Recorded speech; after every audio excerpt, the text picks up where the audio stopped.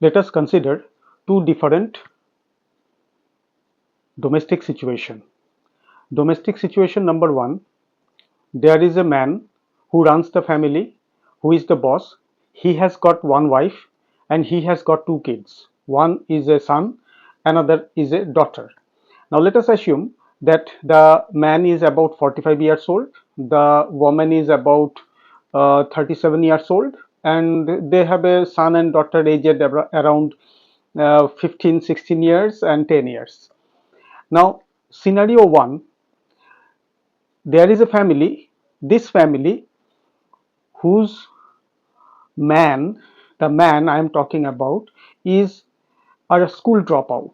He studied around 7 or 8 class in vernacular language, does not know English, cannot communicate and write in English, can only speak and write in vernacular language, living in any state in India. Now, this man, he has a wife, similarly a school dropout of 4 or 5 class, and they live in a slum area in a tier 1 city in an urban society. Any part in India you can consider tier 1 city, urban society. Now, early in the morning at 5 o'clock, the entire family wakes up.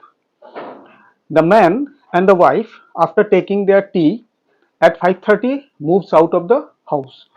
The man first goes to collect the newspapers and distributes it between the time 5:30 and 7:30. After the distribution, he comes to another center and he takes his utensils and he goes on washing the cars, and he takes per car per day 100 rupees for washing the car. He would thoroughly wash the car and he would take half an hour time per car, and he will keep working between the time 7:30 and 10. Remember, within a vicinity of 1 kilometer he is working, therefore his commutation time is not much lost. Now after 10 he gets back home and he takes his auto rickshaw and he starts plying it within a very short route of 2-3 kilometers, between which there is a bus stand or between which there is a railway station, and he carries the passenger to their economic zone. There is an economic zone where you have got the government houses, offices and IT sectors and all that. So within 3, 4, 5 kilometers he plies his auto rickshaw, and he keeps on doing it between 10 and 1 p.m. So this much is the roughly office time. Gets back home and then takes his lunch, and after taking the lunch he goes into a deep nap, and at 4 p.m. he wakes up and again starts his auto rickshaw business, and he drives the auto rickshaw. He is, by the way, the owner of the auto rickshaw, and he drives it himself and drives it till 10 p.m. Meanwhile he takes chai break and all that. This is the man, and he gets back home at 10:30, spends time till 12 or 11:30 with his family and goes to sleep. At 5:30 in the morning again his routine begins, 24 into 7. Barely he takes any break. His wife, about 37 years old, she's a school dropout. She, at the same time, early in the morning, 5:30, wakes up, at 5 o'clock wakes up, takes her tea with her family and goes to the nearby, just nearby, within 10, within 100, 200 meters, there is a big complex, there is a high-rise complex. She goes there, she sweeps the floor of a domestic household and she washes the dish. It takes her only half an hour time. She takes rupees 6,000 per month from the domestic household, and she keeps on moving from one flat into another. It is in the same complex, and therefore she keeps on working till 1 p.m. So you can imagine, from 5:30 to 1 p.m. she covers many households. Her per household per month income is 6,000. Coming to the next one, she gets back home and she again takes lunch with her family, and then she also takes a little bit of nap, lunch, after lunch, and then again she goes out at 4, 4:30 or 5 Again, she does the similar kind of job outside in the domestic, as a domestic help. She also works as a bouncer, in which form you will be quite astonished to hear that she would take the kids to their schools or school buses, and she would take the kids back home. She would escort them, and she takes money for that regularly, because in the household there is no one willing to do that. Besides, she gets back home at 7 o'clock and she presses the clothes people provide them. She washes them and then presses them and gives them back to the people. Per cloth, per item, she takes 10 rupees to 15 rupees. Substantial volume of clothes she receives. What is her marketing window? Her marketing window is the same high-rise building where she is an aide, and she collects them from the same households. Even many more households also provides them. She is flooded with so many clothes, she barely can manage it, and she keeps on working on it till 11 p.m. at night. This is her routine. Coming to the son. Son is about 15 years old, and he is a school dropout again. At a, in the class of 8 or 9, he studied in a vernacular school. No fee, nothing else. Government takes care of everything, free meal and all that. Now, when he was in class 8 or class 7, he dropped out, and the family provided him the opportunity. They had the opportunity in a nearby shop. He is employed now. He works there for 12-15 hours per day, and the shop gives him as salary rupees 10,000 per month. Sometimes it is 15,000 per month. The boy receives the salary. Coming to the daughter who is 10 years old, she is still in a school, government school, no fee, free meal. She gets back home after the school and helps her mother press the iron, uh, the clothing iron, pressing it. So she is the assistant of the mother for the night, for the evening shift. In the morning shift, she prepares her studies, and at about 9 or 10, she takes her meal and all that and goes out for the school, which is within 1 kilometer area. This is what the urban picture is. The family's income, can you guess? The family's per month income is more than 1 lakh rupees cash. No tax deduction at source, no tax return, whole money is there. So their per annum income is more than 12 lakhs. Try to grasp it a bit. Now I am coming to the family number 2, tale of another family. This domestic aid works in the high-rise building. In the high-rise building, similarly, there is another family. What does the family do? Now, this family's combination is little different. The man is same, like 45 years. Woman is 37 years. The man is a government servant, by the way, government official. He does a white collar job. There comes a car, government car, and he is a very eminent official, and everyone looks at him with awe, and he is very proud, and he is a high paid official working in government sector with a tremendous power. So everyone honors him very much. He has a very beautiful wife, again 37 years old. Just compare with the other family. She is a beautiful lady, and she is a housewife. Now they have a son. This son is undergoing, just entered into an engineering college. Just entered. He is in first year, or he is in class 12 or 11. Just imagine. They have a daughter. This daughter is also uh, undergoing education. She is in a convent school, and this gentleman has a mother, aged mother, about 75 years.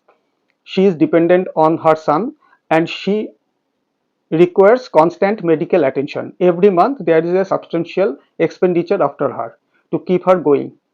This is the combination. Now, only source of income is the government official, whose income is about 1.5 lakhs per month. So that transpires into 18 lakhs per annum. So imagine the income of the entire family is 18 lakhs. Now if I divide 18 lakhs, per head income is very less. So it is only 3 lakhs. Actually 3 lakhs per capita per annum income, they are poor. They have no other source of income. Now 18 lakhs, out of this 18 lakhs, he gets his tax deduction at source and he barely is left with net payment about 16 lakhs. Now out of this 16 lakhs per annum, he has got provident fund, he has got professional tax deduction, he has got group insurance deductions, and taking all these deductions into consideration, he finally gets in hand about 11 lakhs or 10 lakhs. All right, wait, I am not done. The son and the daughter's education, just consult any tier 1 city in urban area, per annum is more than 6 lakhs. Tuition teacher, school's fee, other support system like transportation, taking all one of them together, it is more than 6 lakhs per annum. The man is barely left with another 6 lakhs and he somehow manages because he has a geyser to run, he has a few ACs, 2 or 3 ACs to run, he has to pay the maintenance charge in the society, and then he has got his mother whose constant medication and healthcare is necessary. There is a great deal of expense, and the wife requires beauty products and all that to keep herself tidy. Imagine taking all one of them together, it should have been more than 9 lakhs. But the gentleman cannot afford it. Because the gentleman cannot afford it, therefore, the gentleman manages with a great deal of crunch the household expense and holds it within 6 lakhs range. He also pays the domestic aid, the first family's wife, who takes away 6,000 rupees per month. Now look at this white collar, highly prestigious, honored in the society, government official. His actual savings is only his provident fund, and he is actually a broke man because he runs bankrupt and therefore works on credit card. He takes loan. Credit card is nothing but loan. He takes loan 1 lakh or 1.5 lakh or 2 lakhs per annum on an yearly basis, and therefore he counts 20%, 40%, 30%, as much as this much interest on 2 lakhs or 1.5 lakhs on credit card because he has to run the household. I told you the breakup. Think of him, he has nothing left except his provident fund, whichever, say 2 lakhs, 3 lakhs, or 4 lakhs, he is trying to save and it is being deducted from the office. This is the only savings. Coming to the next one, they have no, the previous family has no expense on education. Government education, one is school dropout, nothing, everything is free out of that, so no expense there, only their bare minimum food. They do not have washing machine, they do not have AC, and therefore their electricity expense is very less. In some places government provides the freebies like ration card free, electricity free to some extent because they are poor, and they are given certain benefits as poor class. For ration they are provided with food materials also, it is free. Then again they are given some free things because the lady receives the free money every month from government, so there are doles and freebies for them. They manage their household with the help of this. Besides, there is no tax deduction for them. Here, the only savings is rupees 3 lakhs. Here, the savings is more than 10 lakhs per annum. 3 lakhs, 10 lakhs. I am not talking about your income. I am talking about how much you save to secure your future. 10 lakhs. Slum, poor looking, they do not spend on branded clothes, branded watch, they do not spend on branded specs, they are poor looking, their expense doesn't go towards that side. These people take on loan, credit card for their branded spec, branded cloth, branded watch, and whatnot, just to flaunt, just to show off that they are somebody in particular in the society. These people don't care. 10 lakhs, 11 lakhs per annum savings, only 3-4 lakhs. Now it is in cash. When the man retires after 60, this one, after 60, the government official is a man of the street. He does not have one paisa value. Why? Because just the day before his retirement, he could sign an order. It might have had a great impact on several people.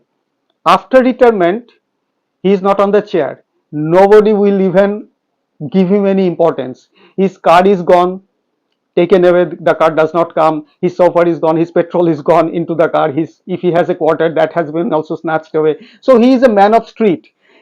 Over these 40-30 years of working life, this government official has not developed any skill. So now after 60, if he goes out into the market and if he says that, well, I know how to run the administration, no one will take him. So he is a bekar, he is an unemployed man, he is dependent on his pension, whatsoever he meager amount he has. It could be barely ranging between 30,000 and 60-70,000. So in today's value, it is nothing. All right. So this man is left with only this much. It is increasing. It is increasing. 10 lakhs. Now it keeps on increasing because for the government servant, for that matter, for the employee, somebody decides his salary. Somebody decides how much he will get. For this family, they decide how much they will take.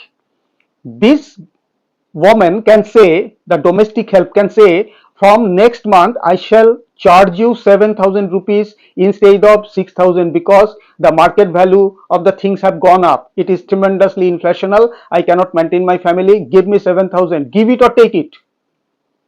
Take it or leave it. I'm sorry. Take it or leave it. Either pay me 7,000. Other people in the same high-rise complex are standing in the queue to pay me 7,000. Will you pay me 7,000? She can charge them.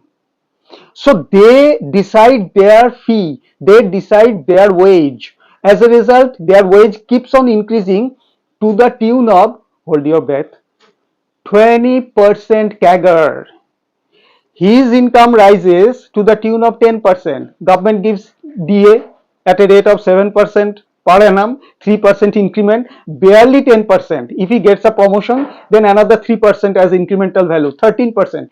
His increase is 20%. This 7% is tremendous because this 7% compounds into crores going 30-40 years. He worked for 30-40 years. He also, or this person and the lady also worked for 30-40 years. You will notice after their respective retirements, he becomes bekar, he sits back home and he receives tane, he receives all kinds of negligence from the family and the society because no longer he is a powerful man. He keeps on working because no one can retire him. Government can retire him. He is dependent on an employer. This employer can retire him. This employer can tell him, you are no longer usable, go away, I am paying you this much money. He decides his own time and working. His pump is still going on when he is 70, when he is 80. If his body permits, he keeps on, and his wage goes on compounding at a rate of 20%, 25% per annum. And this man becomes ultimately many times richer than this one. This boy, this girl getting out of the school and college, see my other videos, you will realize on an average will go on becoming poor because they will look for job. You are looking for job, barely you get a job or thrown out of the job, the family slides down. Only they try to make a show that they are still gentlemen middle class. Actually they have gone into poverty. This man actually has been elevated to richness because he has the cash and he accumulates the cash and he buys land. Where will the cash go? Black money goes where? Everyone knows black money goes to land, real estate, where there is no lekha jokha.